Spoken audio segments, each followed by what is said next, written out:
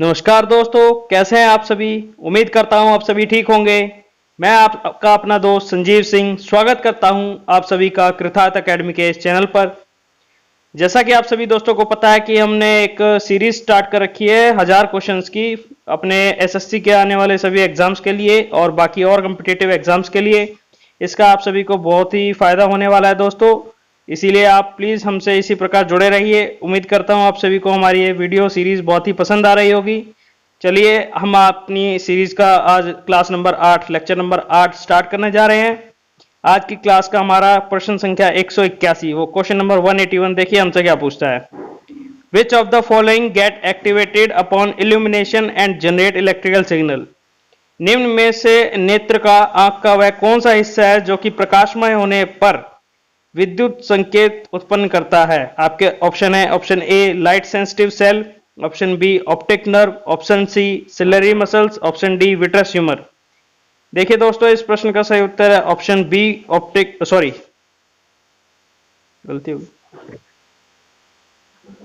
Cut cut cut.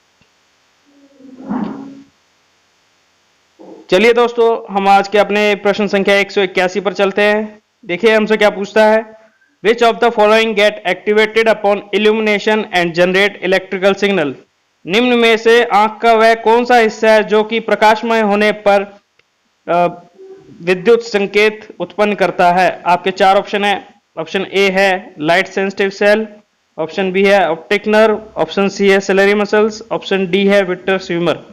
देखिए इस प्रश्न का सही उत्तर है option number A light sensitive cell. ये हमारी आंखों में कुछ ऐसी कोशिकाएं होती हैं, ये हमारी आंखों में कुछ ऐसी कोशिकाएं होती हैं जो कि रोशनी से संबंधित होती हैं। जैसे ही इनके ऊपर रोशनी पड़ती है तो ये कुछ अपने इलेक्ट्रिकल विद्युत सिग्नल जनरेट करती हैं जो कि हमारी ऑप्टिक नर्व्स तक जाती हैं और फिर हमारे आंखों से दिमाग तक जाती हैं।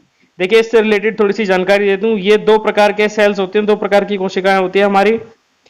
एक होती है रोड टाइप, जिसे आप छड़ छड़ प्रकार की कह सकते हैं, और एक होते हैं कोन्स टाइप, जैसे आप त्रिशंकु प्रकार की कह सकते हैं।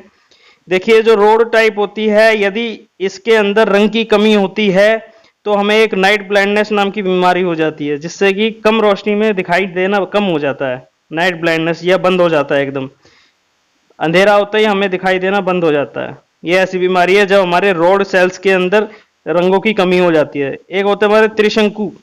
त्रिशंकु अगर आपने सुना हो तो कि कई लोगों को कलर विजन की प्रॉब्लम होती है, वो कलर में डिफरेंशिएट नहीं कर पाते हैं, दो रंगों के अंदर भेद नहीं पता लगा पाते हैं कि ये रंग लाल है या नीला है या हरा है।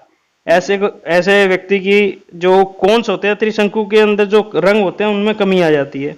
ऐसे को बोलते हैं हम कलर ब्लाइंडनेस। इससे रिलेटेड प्रश्न है कि कलर ब्लाइंडनेस कभी भी औरतों में नहीं पाया जाता, ये जन्मजात होता है और केवल पुरुषों में होने वाली बीमारी है ये। चलिए अपने अगले प्रश्न की ओर बढ़ते हैं दोस्तों। अगला प्रश्न है हमारा प्रश्न संख्या 182, क्वेश्चन नंबर 182। देखिए हमसे क्या पूछता है। Which among the following constitute the central nervous system in human body. निम्न में से मानव शरीर के अंदर केंद्रीय तंत्रिका तंत्र में कौन से घटक हैं। निम्न में से केंद्रीय तंत्रिका तंत्र का घटक कौन से हैं मानव शरीर के। ऑप्शन ए है ओनली ब्लड, केवल रक्त, ऑप्शन बी है ओनली ब्रेन, केवल मस्तिष्क, ऑप्शन सी है ओनली स्पाइनल कॉर्ड, केवल रीढ़ की हड्डी, option D both brain and spinal cord, या फिर दोनों मस्तिष्क और स्पाइनल कॉर्ड रीढ़ की हड्डी। इस ऑप्शन का सही उत्तर है, इस प्रश्न का सही उत्तर है option D brain and spinal cord. देखिए दोस्तों, जो हमारी मस्तिष्क होता है, स्पाइनल कॉर्ड मेरुदंड भी बोलते हैं इसे हिंदी में, ये जो दोनों हैं हमारे केंद्रीय तंत्रिका तंत्र के हिस्से होते हैं, सेंट्रल नर्वस सिस्टम के हिस्से होते हैं। इन दोनों के बगैर हमारा पूरा का पूरा ये तंत्र सिस्टम फेल है। चलिए अपने अगले प्रश्न की ओर चलते हैं। प्रश्न संख्या 183, क्वेश्चन नंबर 183। ये हमसे क्या पूछता है। इन 1956 Minamata disease was caused by which type of pollution. वर्ष 1956 में मिनामाटा नामक, देखिए दोस्तों इस बीमारी से संबंधित कई प्रश्न पूछे जा चुके हैं अब तक, और इससे पहले भी मैं आपको ये दो बीमारी है जो कि जापान से चालू हुई थी, मैं आपको बता चुका हूँ। एक मिनामाटा है और दूसरा हमारी है एक कैडमियम से होने वाली बीमारी है, उसका नाम है इताई इताई। उसमें हड्डियों से संबंधित परेशानी होती है और इसमें तंत्रिका तंत्र से संबंधित यानी कि न्यूरॉन सिस्टम से संबंधित इससे परेशानी होती है। ये पूछ रहा है कि ये मीनामाटा नामक बीमारी जो है किस प्रकार के प्रदूषण से होती है। ऑप्शन ए है एयर पोल्यूशन, वायु प्रदूषण, option B wind water pollution, जल प्रदूषण, ऑप्शन सी नॉइस पोल्यूशन, ध्वनि प्रदूषण, ऑप्शन डी सॉइल प्रदूषण, मृदा मृदा प्रदूषण। देखिए दोस्तों, इस प्रश्न का सही उत्तर है वाटर पोल्यूशन। आपको बता देता हूं, मीनामाटा नामक जो बीमारी है मरकरी के प्रदूषण से होती है। यदि पारा, इसे हम पारा भी बोलते हैं, यदि पारा हमारे पानी के संपर्क में आता है तो पानी के अंदर जितने रहने वाले जीव हैं ये उनमें आ जाती है बीमारी। उनके जरिए जब उनका सेवन हम इंसान लोग करते हैं तो हम ही सब लोगों के अंदर आ जाती है ये बीमारी। इससे हमारे जो तंत्रिका तंत्र होता है, नर्वस सिस्टम होता है, वो पूरी तरह से मतलब धीरे धीरे करके डिस्ट्रॉय होने लगता है। चलिए इस अगले प्रश्न की ओर बढ़ते हैं। अपने प्रश्न संख्या 184, क्वेश्चन नंबर 184, ये हमसे देखिए क्या पूछता है। Which of the following is the best solution to get rid of non-biodegradable waste? निम्न में से बताइए कि नॉन बायोडिग्रेडेबल अपशिष्ट से छुटकारा पाने का अच्छा तरीका कौन सा है या श्रेष्ठ तरीका कौन सा है। आपका ऑप्शन ए है डंपिंग, कहीं पर फेंक देना, ऑप्शन बी बर्निंग, उसे जला देना, option C recycling, option D burying. ठीक है, ऑप्शन सी रिसाइकलिंग और ऑप्शन डी बरिंग। बरिंग का मतलब दबा देना, रिसाइकलिंग का मतलब उसको दोबारा इस्तेमाल करना। देखिए दोस्तों, ये कुछ हमारे एनवायरनमेंट में ऐसे अपशिष्ट होते हैं, ऐसे अपशिष्ट पदार्थ होते हैं जो ना कि सड़ते हैं ना गलते हैं और इन्वायरमेंट के अंदर हर प्रकार की वो प्रदूषण ही फैलाते हैं। पानी में होते हैं तो जल प्रदूषण करते हैं, मट्टी में होते हैं तो मृदा प्रदूषण करते हैं और भी कई प्रकार के प्रदूषण करते हैं, जिससे हमें होती है हानि, इंसानी शरीर को हानि होती है और हमारे वातावरण को भी हानि होती है। इसलिए ऐसे अपशिष्ट को हम बगैर किसी उसके जलाए या बगैर दबाए हम क्या है इसको रिसाइकल कर ले तो ज्यादा अच्छा रहेगा। इस प्रश्न का सही उत्तर है रिसाइकल, ऑप्शन सी। चलिए दोस्तों, अपने अगले प्रश्न की तरफ बढ़ते हैं। प्रश्न संख्या 185, क्वेश्चन नंबर 185, ये हमसे क्या पूछता है। In which condition tree is most vulnerable to die? निम्न में से कौन सी परिस्थिति में कोई वृक्ष मरने की कगार पर होता है या हाशिए की कगार पर होता है। आपके चार ऑप्शन है। During loss of its bark, उसकी छाल की हानि होने पर, ऑप्शन बी है loss during loss of half of branch, उसकी आधी से ज्यादा टहनियों की हानि होने पर, ऑप्शन सी है during loss of all it's leave, या उसके आधे से ज्यादा पत्ते झड़ जाने पर, ऑप्शन डी है during loss of his half leave, sorry option D है कि उसके आधे से ज्यादा पत्ते झड़ जाने पर, या ऑप्शन सी है उसके सारे के सारे पत्ते झड़ जाने पर। देखिए, किसी भी पेड़ को हम ये कहने लगते हैं कि ये पेड़ तो अब मर चुका है, बिल्कुल भी इसमें जान नहीं है। ऐसी परिस्थिति केवल तब आती है जब उसके सभी के सभी पत्ते झड़ जाते हैं। आप इसे पतझड़ से रिलेट ना करें, क्योंकि पतझड़ के अंदर फिर भी उसके अंदर थोड़ी बहुत जान होती है, जिससे कि नए पत्ते आते हैं, नए पत्ते खाना बनाते हैं। देखिए, इसमें थोड़ा सा ऐड कर देता हूँ। कोई भी व्यक्ति है, किसी भी व्यक्ति का शरीर जब काम करता है, व्यक्ति हो या जीव हो, उसका शरीर केवल तभी काम करता है जब उसके शरीर को खाना मिलता है। और पेड़ के अंदर जो खाना बनाने वाली जो ऑब्जेक्ट है, जो चीज है, जो हिस्सा है पेड़ का, वह है पत्तियां। पत्तियां धूप से और बाकी सभी चीजों से मिलकर खाना तैयार करती हैं। जब किसी पेड़ की ऐसी परिस्थिति हो जाए, उसके पेड़ सभी की सभी पत्तियां झड़ जाएं, एक भी पत्ती ना बचे, उसके अंदर कोई भी जान ना बचे, तो उसके लिए खाना कौन बनाएगा। बाकी हिस्से तो पेड़ के खाना बनाते नहीं है। अगर उसकी छाल ना हो तो उसका खाना नहीं रुकेगा, नहीं, उसका जीवन चलता रहेगा खाने से, मतलब उसकी पत्तियां होंगी तो उसका खाना मिलता रहेगा बाकी हिस्सों को। यदि उसकी टहनियां, आधी टहनियां गायब हो जाएं या टूट जाएं आधी टहनियां, तब भी उसको खाना मिलता रहेगा दूसरी टहनियों से। लेकिन अगर उसके आधे पत्ते गायब हो जाए, तब भी उसे जो आधे पत्ते बचे हैं वो खाना बनाते रहेंगे। परंतु जब उसके सभी के सभी पत्ते उड़ जाएंगे, सभी के सभी पत्ते झड़ जाएंगे, तो उसके लिए खाना कौन बनाएगा। इस प्रकार से हम कह सकते हैं कि कोई भी पेड़ जो है मरने की कगार पर होता है जब उसके सारे सारे पत्ते झड़ जाते हैं। चलिए अपने अगले प्रश्न की ओर बढ़ते हैं। प्रश्न संख्या 186, क्वेश्चन नंबर 186। देखिए, हमसे क्या पूछता है। Taiga is an example of which ecosystem? Taiga किस पारिस्थितिक तंत्र, इकोसिस्टम का मतलब होता है पारिस्थितिक तंत्र। यह पूछ रहा है कि टियागा किस पारिस्थितिक तंत्र का उदाहरण है। आपके चार ऑप्शन है। ऑप्शन ए ग्रासलैंड इकोसिस्टम, घास के मैदानों का पारिस्थितिक तंत्र। ऑप्शन बी है फॉरेस्ट इकोसिस्टम, इसका मतलब है वन पारिस्थितिक तंत्र। ऑप्शन सी है टुंड्रा इकोसिस्टम, टुंड्रा पारिस्थितिक तंत्र। ऑप्शन डी है डेजर्ट इकोसिस्टम, यानी कि मरुस्थल पारिस्थितिक तंत्र। देखिए दोस्तों, इस प्रश्न का सही उत्तर है आपका फॉरेस्ट इकोसिस्टम। मैं आपको थोड़ी सी इंफॉर्मेशन ऐड कर देता हूं। जो टियागा नाम के ये जंगल होते हैं जो कि हमारे नॉर्थ हेमिस्फेयर यानी कि उत्तरी गोलार्ध में पाए जाते हैं, ठीक है। और थोड़ा सा इंफॉर्मेशन ऐड कर दूं, इसके अंदर कई बार आपसे वो टुंड्रा के बारे में भी पूछ लेता है। टुंड्रा जो होते हैं हमारे आर्कटिक और अंटार्कटिक, जो गोलार्ध, उत्तरी गोलार्ध और उत्तरी और दक्षिणी गोलार्ध के जो बिल्कुल बिल्कुल जो टॉप के जो पॉइंट्स होते हैं, मैं अभी आपको थोड़ा सा बता देता हूँ इसमें ऐड करके। यदि ये हमारी पृथ्वी है, मान लीजिए गोल है, ठीक है, ये इसका इक्वेटर है, ठीक है, ये उसका उत्तरी गोलार्ध है, नॉर्दर्न हेमिस्फीयर है, ये उसका दक्षिणी गोलार्ध है, नॉर्दर्न हेमिस्फीयर है। ये जो इसका ये वाला जो बिंदु है, इसके आसपास का जो एरिया है, ये वाला एरिया ऐसा है, यहाँ पे बर्फ ही बर्फ होती है दोनों जगह पर, ठीक है। यहाँ जीवन बहुत कम संभव है, संभव नहीं होता है, बहुत कम लोग रहते हैं यहाँ पर, ठीक है। जीवन बहुत कड़क होता है, यहाँ पे माइनस के डिग्री में टेम्परेचर होता है। यहाँ पे जितने भी तरह के जो वन होंगे वो टुंड्रा सिस्टम, टुंड्रा पारिस्थितिक तंत्र के ही वन होते हैं यहाँ पर। इन वनों में केवल और केवल ठंड होती है और बर्फ होती है हर साल, सॉरी 12 महीने बर्फ में रहते हैं। जबकि जो हमारे ये टियागा वाले जंगल होते हैं, इनमें गर्मियों में बरसात होती है और सर्दियों में इनमें बर्फ पड़ती है। लेकिन ये जो है एक प्रकार के सदाबहार जंगलों की कैटेगरी में आते हैं, यानी कि एवरग्रीन फॉरेस्ट की कैटेगरी में आते हैं। चलिए दोस्तों, अपने अगले प्रश्न की तरफ बढ़ते हैं। प्रश्न संख्या 187, क्वेश्चन नंबर 187, हमसे क्या पूछता है, देखिए। Bricks market can usually be kept in which category of the market? निम्न में से ब्रिक्स मार्केट को किस श्रेणी में रखा जाता है? देखिए, ये पूछ रहा है कि ईंट के बाजार को किस बाजार की श्रेणी में रखा जाता है। आपके 4 ऑप्शन है। ऑप्शन ए लोकल मार्केट, मतलब कि ऑप्शन ए है आपका लोकल मार्केट का मतलब स्थायी नहीं है बाजार। ऑप्शन बी है प्रोविंशियल मार्केट, मतलब प्रांतीय बाजार। ऑप्शन सी है नेशनल मार्केट, राष्ट्रीय बाजार। ऑप्शन डी है इंटरनेशनल मार्केट, अंतरराष्ट्रीय बाजार।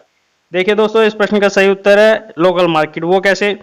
देखिए, अगर किसी व्यक्ति को अपने घर बनाना, उसके लिए उसे अगर ईंट की जरूरत है तो वो कहीं प्रांतीय बड़े बाजार में नहीं जाएगा, ना कि वो नेशनल मार्केट में नहीं जाएगा। क्यों? कहाँ अगर आपको ईंट खरीदी तो आप क्या ईंट ब्रिटेन से, अमेरिका से मंगाओगे? सॉरी, ये इंटरनेशनल के लिए है। अगर आपको ईंटें खरीदनी है या कहीं से ईंट लानी है अपने घर बनाने के लिए, तो क्या आप उनको ईंटों को अमेरिका से मंगाओगे क्या? नहीं ना। इसी प्रकार से जो नेशनल मार्केट होती है, अगर आपको कोई घर बनाना है, आपके घर में ईंट की जरूरत पड़ी है, तो क्या आप उसे, आप रहते हैं यहाँ हरियाणा में है, तो क्या उसको आप पश्चिम बंगाल से मंगाओगे या राजस्थान से मंगाओगे? ऑफ कोर्स जहाँ रहते हैं उसके आसपास ही कहीं ईंट के भट्टों का कार्यशाला होगी, तो आप वहीं से मंगाएंगे, ठीक है। चलिए अपने अगले प्रश्न की ओर बढ़ते हैं। प्रश्न संख्या 188, क्वेश्चन नंबर 188 क्या पूछता है हमसे? विच of the following is a fixed cost? निम्न में से कौन सा निश्चित कॉस्ट, निश्चित खर्चा है? मतलब एक ऐसा खर्चा जो कि प्रोडक्शन हो, उत्पादन हो ना हो, उसे कोई मतलब नहीं है, वह खर्चा तो आपका होगा ही होगा। ऐसे खर्चे को हम निश्चित खर्चा बोलते हैं। चलिए इसके 4 ऑप्शन है। Option A expenditure of raw material, कच्चे माल पर होने वाला खर्चा। ऑप्शन बी ट्रैफिक एक्सपेंडिचर, यातायात पर होने वाला खर्चा। Option C expenditure on machine, मशीनों पर होने वाला खर्चा। ऑप्शन डी लेबर वेजेस या श्रमिकों की तनख्वाह। देखिए दोस्तों, सभी ऑप्शन एक एक करके देख लेते हैं। यदि हमारा उत्पादन नहीं हो रहा तो क्या हमारा कच्चा माल लगेगा? नहीं लगेगा। जब कच्चा माल नहीं लगेगा तो इस पर होने वाला खर्च जो है ये इसमें नहीं आएगा, निश्चित खर्चे में नहीं आएगा। क्या अगर हमारा माल तैयार नहीं है या हमारे माल की कोई डिमांड ही नहीं है, जब हमारे माल की कोई डिमांड नहीं है, मांग नहीं है, तो क्या उसका कोई एक्सपोर्ट होगा? नहीं होगा। जब उसका एक्सपोर्ट नहीं होगा तो उस पर लगने वाली कीमत 0 होगी, ठीक है। तो ये ऑप्शन बी भी गलत है। ऑप्शन सी देखते हैं, ऑप्शन डी देखते हैं। क्या हमारे माल की जब मांग ही नहीं है, जब हम कोई माल बना ही नहीं रहे, पहले बनाते थे, अब आज टाइम में कोई माल बन ही नहीं रहा, तो क्या उस पर कोई लेबर काम कर रहेगी? आपकी कोई मैन पावर लगेगी? उसमें कोई मैन पावर नहीं लगेगी। जब मैन पावर नहीं लगेगी तो उसकी तनख्वाह भी नहीं देंगे आप, ठीक है। और लेकिन ऑप्शन सी, अगर आपने एक बार कोई काम चालू किया है, उसके लिए आपको कुछ मशीनों की जरूरत होगी, और मशीनों को जरूरत होगी तो मशीन एक ऐसा खर्चा है, मशीन पर होने वाला खर्चा एक ऐसा खर्चा है जो कि या मशीन बंद होगी तो भी आपको प्रोडक्शन से कोई मतलब नहीं है, उत्पादन से मशीन को कोई मतलब नहीं है, क्योंकि उत्पादन नहीं भी होगा तब भी आपको मशीन खरीदने के लिए पैसा लगेगा, या उनकी मेंटेनेंस के लिए लगेगा। बस फर्क है कि कम या ज़्यादा वो हो सकता है, परंतु यह एक प्रकार का निश्चित खर्चा है। मशीन तो आपको खरीदनी ही पड़ेगी, बगैर मशीन का आप पहली बार कोई प्रोडक्शन कर ही नहीं सकते। चलिए दोस्तों अगले प्रश्न की ओर बढ़ते हैं। प्रश्न संख्या 189, क्वेश्चन नंबर 189। देखिए क्या पूछता है हमसे। Entertainment tax on cinema is paid by whom. बताइए कि मनोरंजन कर जो है, सिनेमा पर लगने वाला मनोरंजन कर किसके द्वारा दिया जाता है, या कौन कौन इसको देता है। ऑप्शन ए है आपका बाय प्रोड्यूसर, उत्पादन करता आपका वित्त प्रबंधक के द्वारा। ऑप्शन सी बाय डायरेक्टर, निर्देशक के द्वारा। ऑप्शन डी है बाय ऑडियंस, जनता के द्वारा या दर्शकों के द्वारा। देखिए दोस्तों सिंपल सी बात है, जितने भी प्रकार के कर होते हैं वो सारे के सारे एंड यूजर के ऊपर लगाए जाते हैं, या पीछे जब तक किसी वस्तु की मैन्युफैक्चरिंग हो रही है और जब तक वो आने एंड यूजर अंतिम इस्तेमाल करने वाले के पास तक नहीं पहुंचती, जितने भी उसके अंदर सभी प्रकार के कर जुड़ेंगे वो सभी के सभी जो हैं एंड यूजर, अंतिम जो उसका प्रयोग करता है उसको ही देने होंगे। ये सिंपल सी बात है। कोई भी कर जो होगा वह अंतिम प्रयोगकर्ता को ही देने होते हैं, कुछ ऐसे होते हैं। चलिए अपने अगले प्रश्न की ओर बढ़ते हैं। प्रश्न संख्या 190 क्या हमसे पूछता है। देखिए question number 190। National telecom policy, राष्ट्रीय दूरसंचार नीति was announced in which of the following year. निम्न में से कौन से वर्ष राष्ट्रीय दूरसंचार नीति की घोषणा की गई। ऑप्शन ए है आपका 2010, ऑप्शन बी है 2011, ऑप्शन सी है 2012, ऑप्शन डी है 2013। देखिए दोस्तों इस प्रश्न का सही उत्तर है ऑप्शन नंबर सी 2012। वर्ष 2012 में राष्ट्रीय दूरसंचार नीति की घोषणा की गई थी। चलिए दोस्तों अपने अगले प्रश्न की ओर बढ़ते हैं। प्रश्न संख्या 191, प्रश्न संख्या 191। देखिए क्या पूछता है हमसे। In which of the following oil refinery is located near the mineral oil field. निम्न में से कौन सी ऑयल रिफाइनरी जो है खनिज तेल क्षेत्र के नजदीक है। दोबारा सुनिए, निम्न में से कौन सी ऑयल रिफाइनरी जो है खनिज तेल क्षेत्र के नजदीक स्थित है। इसका मतलब तेल के भंडार के पास है कौन सी रिफाइनरी। आपके चार ऑप्शन है। Option A Noonmati, option B Barauni, option C Visakhapatnam, option D Kalpakkam. देखिए दोस्तों आपको मैं बार बार बता देता हूं, कुछ जो चीजें ऐसी है जैसे आपके कुछ पोर्ट्स हो गए, बंदरगाह हो गए, बांध हो गए, नदी हो गई, और ये आपके कुछ ऑयल रिफाइनरीज हो गए, न्यूक्लियर पावर प्लांट्स हो गए, इनसे संबंधित एसएससी हमेशा जीके में कुछ ना कुछ पूछेगा आपसे। तो इसलिए प्लीज जब भी आप इन्हें करें तो थोड़ा सा इन्हें करंट अफेयर से रिलेट कर लिया कीजिए या ज्योग्राफी से रिलेट कर लिया कीजिए। इससे क्या है आपका, जब भी आप एक क्वेश्चन करेंगे तो आपके अलग अलग 2-3 प्रकार के सब्जेक्ट से आपके कुछ क्वेश्चंस प्रिपेयर हो जाएंगे। चलिए दोस्तों इस प्रश्न का सही उत्तर है नून माटी। दोस्तों ये जो नून माटी नाम की जो रिफाइनरी है, तेल रिफाइनरी, यह असम में स्थित है। ठीक है, असम में स्थित है, और असम में एक तेल का भंडार है जहां नून माटी नामक ऑयल रिफाइनरी उसी के पास है। वहीं अगर आपसे इस प्रश्न में नून माटी ना देख के एक और क्वेश्चन देता जिसका आपने नाम काफी सुना होगा, दिग्बोई। दिग्बोई नामक जगह भी ऐसी ही है, कुछ असम के अंदर स्थित है ये। अगर आपको नून माटी ना पूछे दिग्बोई दे दे तो उसका सही उत्तर होगा दिग्बोई। चलिए दोस्तों थोड़ा सा इसके विषय में बता देते हैं। जैसे कि हमने आपको बता ही रखा है कि जब भी हमारे इस सीरीज के अंदर कोई भी देश का नाम आएगा या किसी स्टेट का नाम आएगा तो हम स्टेट के गवर्नर और सीएम की बात जरूर करेंगे। अभी नाम आया नून माटी से असम। असम तो असम का हमारे, अगर हम मुख्यमंत्री की बात करें तो यहाँ के असम के मुख्यमंत्री है सर्बानंद सोनोवाल। सर्बानंद सोनोवाल। ठीक है दोस्तों, प्रेजेंट में है। ये जितनी भी मैं चीजें आपको बता रहा हूँ ये सब लेटेस्ट बता रहा हूँ, पुरानी कोई भी नहीं बता रहा हूँ। और यहाँ के जो हमारे गवर्नर हैं जगदीश मुखी, जय मुखी। ठीक है दोस्तों, चलिए अगले प्रश्न की ओर बढ़ते हैं। प्रश्न संख्या 192, क्वेश्चन नंबर 192 हमसे क्या पूछता है। देखिए इसने हमसे क्या पूछा है। What is the most important function of legislature. विधानसभा का महत्वपूर्ण कार्य क्या है। निम्न में से विधानसभा का सबसे महत्वपूर्ण कार्य क्या है। आपके चार ऑप्शन है। ऑप्शन ए है establishment of peace in state, राज्य के अंदर शांति बनाए रखना। ऑप्शन बी है मेकिंग लॉ, कानून बनाना। ऑप्शन सी है पासिंग बजट, बजट पास करना। ऑप्शन डी है कंट्रोल ऑन एग्जीक्यूशन, राज्य कार्यपालकों का नियंत्रण करना। देखिए दोस्तों इस प्रश्न का सही उत्तर है ऑप्शन बी, मेकिंग लॉ, कानून बनाना। हमारी जो विधानसभा होती है उसका सबसे पहला महत्वपूर्ण कार्य सिर्फ यही है कि वह कानून बनाएगी। ठीक है, ये सभी बाकी कार्य जो हैं ये दूसरे मंत्रालय करेंगे। चलिए दोस्तों अपने अगले प्रश्न की तरफ बढ़ते हैं। प्रश्न संख्या 193, क्वेश्चन नंबर 193 हमसे क्या पूछता है? 193 नंबर संख्या, which one of the following is does not comes under the social rights? निम्न में से कौन सा अधिकार जो है सामाजिक अधिकार के अंतर्गत नहीं आता? दोबारा सुन लीजिए, प्रश्न संख्या 193, निम्न में से कौन सा अधिकार सामाजिक अधिकार के अंतर्गत नहीं आता? देखिए दोस्तों आपके चार ऑप्शन है। ऑप्शन ए है राइट टू वोट, मतदान देने का अधिकार। ऑप्शन बी है राइट टू लाइफ, जीने का अधिकार। ऑप्शन सी है राइट टू रिलीजियस फ्रीडम, ठीक है, मतलब है इसका किसी भी धर्म को अपनाने की आज़ादी। ऑप्शन डी है right to education and culture. Option D का मतलब है कि शिक्षा का अधिकार। देखिए दोस्तों मैं बता दूं इस प्रश्न का सही उत्तर है जो राइट टू वोट जो है, मतदान देने का अधिकार जो है वो आपका सामाजिक अधिकार नहीं है, ये एक प्रकार का संवैधानिक अधिकार है, कॉन्स्टिट्यूशनल राइट है। ठीक है दोस्तों, इसमें थोड़ी सी आपकी इंफॉर्मेशन ऐड कर देता हूं मैं।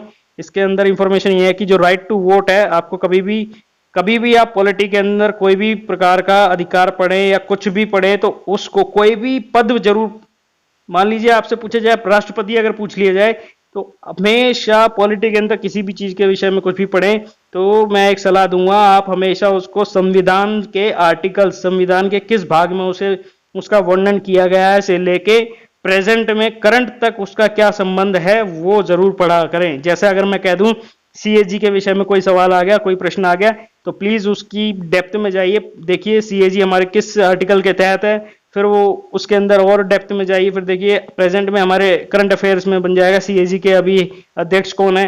इस प्रकार से आप इनकी तैयारी करें तो ज्यादा अच्छा रहेगा।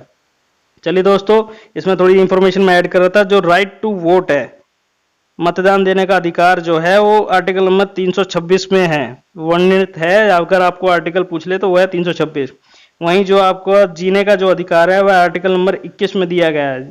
जीवन का अधिकार कोई नहीं छीन सकता आपसे, किसी भी सूरत में जीने का अधिकार कोई छीन नहीं सकता, यह आर्टिकल नंबर 21 में वर्णित है। वहीं आपका जो religion to the religious freedom है, यानी कि किसी भी धर्म को अपनाने की जो आज़ादी है, वह आर्टिकल नंबर 25 से लेके 30 तक के बीच में इसके विषय में अलग अलग आर्टिकल्स के अंदर बताया गया है। ठीक है, चलिए, और जो ऑप्शन डी है राइट टू एजुकेशन, ये बहुत ही इंपॉर्टेंट है, जो बार बार एसएससी आपसे पूछ लेता है कि शिक्षा का अधिकार जो है वह आर्टिकल नंबर 21 ए में दिया गया है। आर्टिकल 21 ए में कहा गया है कि जितने भी 6 वर्ष से 14 वर्ष तक की आयु के बच्चे हैं उन सभी को एकदम मुफ्त एवं अनिवार्य, दोबारा सुनिए, उनको 6 वर्ष से 14 वर्ष तक के सभी बच्चों को मुफ्त मतलब फ्री एंड कंपलसरी एजुकेशन, मतलब अनिवार्य शिक्षा प्रदान की जाएगी। सरकार के द्वारा 6 से 14 वर्ष तक के सभी बच्चों को मुफ्त एवं अनिवार्य शिक्षा प्रदान की जाएगी। ये प्रावधान है आर्टिकल नंबर 21 ए के तहत। ये दोनों आपसे जरूर पूछता है, आर्टिकल नंबर 21 और 21 ए पूछता है। चलिए दोस्तों अपने अगले प्रश्न की ओर बढ़ते हैं। प्रश्न संख्या 194, क्वेश्चन नंबर 194 क्या पूछा है इसने हमसे?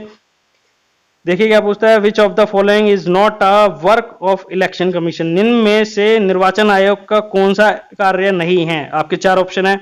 अलॉटमेंट ऑफ इलेक्शन सिंबल, चुनाव चिन्ह प्रदान करना। Option B fixing of election date, निर्वाचन की तारीख को तय करना। ऑप्शन सी है keeping the fairness of election, निर्वाचन के अंदर बिल्कुल सुचारू रूप से करवाना बिना गड़बड़ियों के, बिना बेईमानी के। ऑप्शन डी है selecting candidate for the election, मतलब निर्वाचन के लिए उसका प्रत्याशी का चयन करना। देखिए दोस्तों ऑप्शन ए बी सी जो हैं ये तो एक निर्वाचन आयोग की जिम्मेदारी है, ये सब उनको काम करने ही पड़ते हैं, परंतु किसी भी प्रत्याशी को चुनाव, किसी भी प्रत्याशी का जो चुनाव है वह इसकी जिम्मेदारी नहीं है। चुनाव किसी प्रत्याशी को, कौन से प्रत्याशी को चुनाव में खड़ा करना नहीं करना, यह उसकी पार्टी का निर्णय होता है। और यदि कोई प्रत्याशी इंडिपेंडेंटली खड़ा होता है, यानी कि बिना किसी पार्टी के खड़ा होता है, वो उसका निजी उसका फैसला होता है। चलिए अपने अगले प्रश्न की तरफ बढ़ते हैं। प्रश्न संख्या 195, क्वेश्चन नंबर 195 ये हमसे क्या पूछता है? देखिए, विच of the following state is has bicameral legislature? देखिए किस राज्य के अंदर द्विसदनीय विधानसभा है? इसमें क्या, चलिए अपना पहले प्रश्न पूरा करते हैं। ऑप्शन नंबर ए है उत्तराखंड, उत्तराखंड में। ऑप्शन बी है हिमाचल प्रदेश, ऑप्शन सी है महाराष्ट्र, ऑप्शन डी है पश्चिम बंगाल। दोस्तों इस प्रश्न का सही उत्तर है ऑप्शन नंबर सी महाराष्ट्र। देखिए महाराष्ट्र के अंदर द्विसदनीय विधानसभा है, यानी कि जैसे हमारे अपर हाउस और लोअर हाउस, निम्न सदन और उच्च सदन होते हैं हमारे संसद के अंदर, जैसे कि लोकसभा और राज्यसभा। इसी प्रकार से हमारे किसी भी राज्य के अंदर ये कोई जरूरी नहीं है, परंतु अगर वहां पर संख्या ज्यादा है, राज्य ज्यादा बड़ा है, तो ऐसा कर दिया जाता है कि वहां पर दो सदन बना दिए जाते हैं। एक सदन होता है आपका एलसी, आपने सुना होगा, एमएलसी, एमएलसी, और एक सुना होगा आपने एमएलए। एमएलए तो आपने जरूर सुना होगा, हाँ एमएलए हमारे चाचा विधायक हैं, ठीक है, वो यही होता है, हमारे चाचा विधायक हैं वो एमएलए ही होते हैं, मेंबर ऑफ लेजिस्लेचर असेंबली, विधानसभा के मेंबर सदस्य, ठीक है। तो मैं बता देता हूं, अभी भारत के अंदर प्रेजेंट में आज की तारीख तक 6 राज्य ऐसे हैं जिनमें द्विसदनीय विधानसभा है, यानी कि दोनों चीज हैं, एमएलसी भी है और एमएलए भी हैं, यानी कि दो हाउसेस हैं उसके अंदर, ठीक है। अब वो कौन कौन से हैं? पहला तो एक तो आपको यही दिख रहा है महाराष्ट्र, मैं आपको याद करा देता हूं, जोड़े में याद कराऊंगा। एक आपने यूपी और बिहार एक साथ है, ठीक है, यूपी बिहार एक साथ है, एक तो जोड़ा ये हो गया, यानी कि दो तो ये हो गए, ठीक है। और एक जोड़ा है तेलंगाना,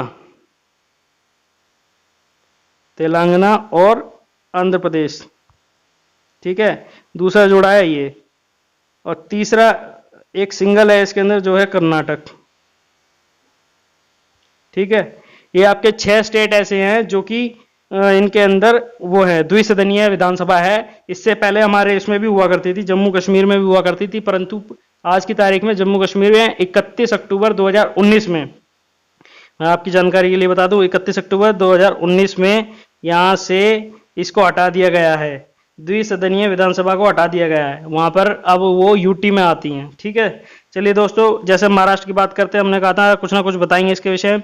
महाराष्ट्र के अभी प्रेजेंट में सीएम है उद्धव ठाकरे जी है, जबकि इनके गवर्नर जो हैं ये पूछा जाता कई बार, ठीक है, ये हैं बीएस, बोले तो भगत सिंह कोश्यारी,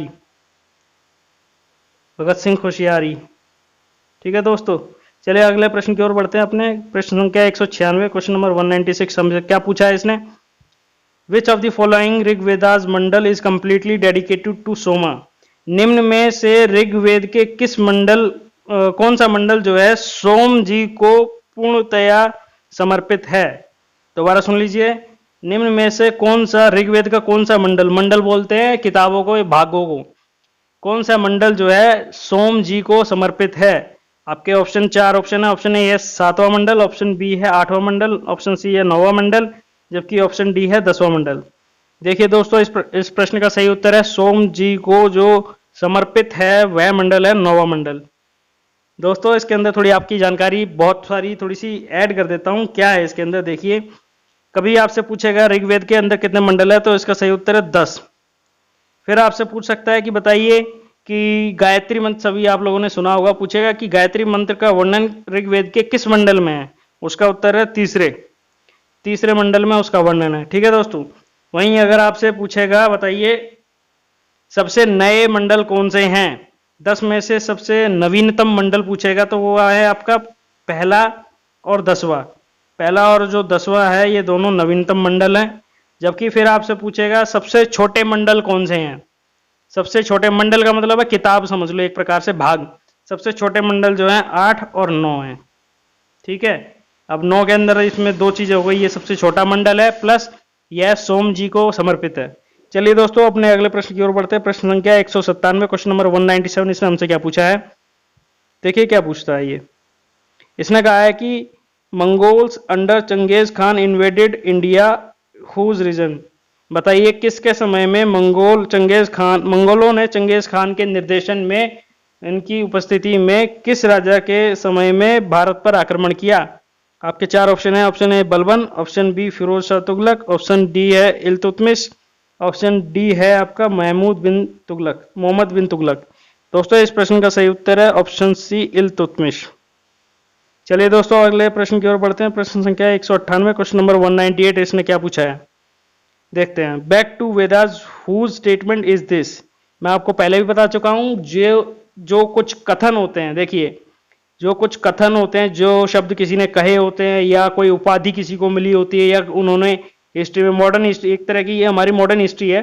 मॉडर्न हिस्ट्री में किसी ने कुछ कहा या कोई उपाधि किसी को दी गई या किसी ने कोई किताब लिखी, इनको जरूर पढ़ें। ये हाईलाइटेड होते हैं हमारी कई चीज़ों में, कई किताबों में ये चीज़ें हाईलाइटेड करके बताई जाती है, ताकि यही एज इट इज क्वेश्चन पूछ लिए जाते हैं आपसे एसएससी के अंदर।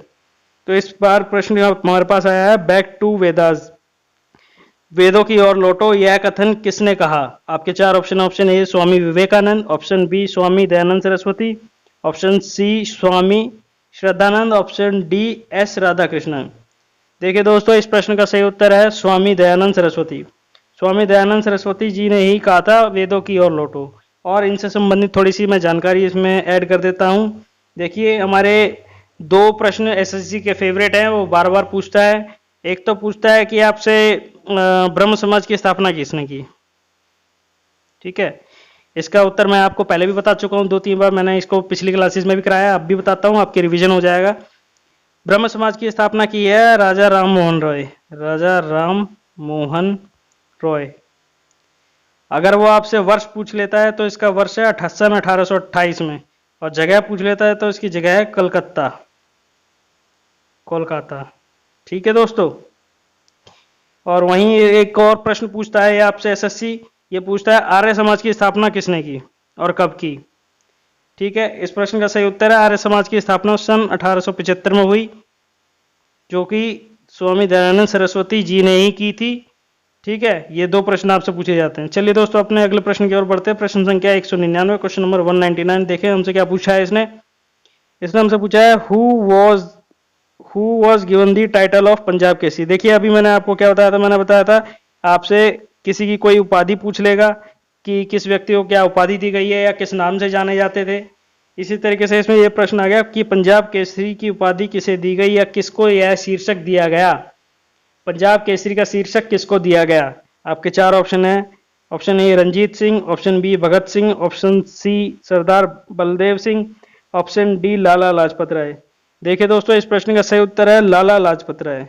लाला लाजपत राय जी को ही पंजाब केसरी कहा जाता है। अभी मैंने कल ही आपको एक प्रश्न में बताया था, the great grand old man of India, Bharat के ग्रैंड ओल्ड मैन किसे कहा जाता है। इस प्रश्न का सही उत्तर है दादा भाई नारोजी। चलिए दोस्तों, अपने आज के अंतिम प्रश्न की ओर बढ़ते हैं। प्रश्न संख्या 200, क्वेश्चन नंबर 200। ये हमसे क्या पूछता है? प्रश्न संख्या 200 के अंदर पूछता है the Harappan site Manda was situated on which bank river. बताइए कि हड़प्पा की एक जगह है, हड़प्पा सभ्यता की एक जगह है मांडा, वह किस नदी के किनारे स्थित है। आपके चार ऑप्शन है, ऑप्शन ए है चेनाब नदी, ऑप्शन बी है सतलुज नदी, ऑप्शन सी है रावी नदी, ऑप्शन डी है इंदस नदी। दोस्तों, इस प्रश्न का सही उत्तर है इंदस नदी, सॉरी चेनाब नदी। चेनाब नदी के किनारे ही हड़प्पा साइट मांडा स्थित है। मैं आपको बता दूं, जो ये मांडा है, मांडा नामक जगह है, यह चेनाब नदी के किनारे स्थित है, जो कि जम्मू कश्मीर में एक जिला है, यह एक डिस्ट्रिक्ट है, ठीक है दोस्तों। यह एक जिला है, मांडा नामक जिला, जम्मू कश्मीर के अंदर, ठीक है। चलिए दोस्तों, अभी जम्मू कश्मीर के अंदर बताया, तो इससे रिलेटेड मैं थोड़ा आपको बता देता हूँ। जम्मू के अभी प्रेजेंट में वहाँ पर लेफ्टिनेंट गवर्नर होते हैं, एलजी होते हैं, वहाँ के एलजी का नाम है जीसी मुर्मू, जीसी मुर्मू, ठीक है। वहीं इसके साथ थोड़ा सा और ऐड कर दूं, कभी भी जम्मू पूछा जाएगा तो दूसरी शिफ्ट में लद्दाख का जरूर पूछा जाएगा, क्योंकि ये दो अभी हाल ही में नई बनी है, हमारी केंद्र शासित प्रदेश दो बने हैं, जम्मू कश्मीर और लद्दाख। लद्दाख के विषय में आपसे पूछेगा तो वहां के हैं जीके गोपाल कृष्ण माथुर, गोपाल कृष्ण माथुर जी वहां के लेफ्टिनेंट गवर्नर हैं, जबकि ये हमारे जम्मू कश्मीर के हैं जीसी मुर्मू। चलिए दोस्तों, आज की श्रृंखला का अंत हम यहीं करते हैं, आज की क्लास यहीं पर ख़त्म करते हैं। अगर आपको हमारी आज की यह वीडियो अच्छी लगी हो तो प्लीज़ इसे लाइक कीजिए, दोस्तों के साथ शेयर कीजिए, और अगर आप हमारे चैनल पर पहली बार आए हैं तो हमारे चैनल को सब्सक्राइब कीजिए और घंटी का बेल आइकन दबाना ना भूलें, ताकि आपको इसी प्रकार की नई नई नोटिफिकेशंस मिलती रहें। दोस्तों, आप सभी का बहुत बहुत शुक्रिया, बहुत बहुत धन्यवाद, थैंक यू।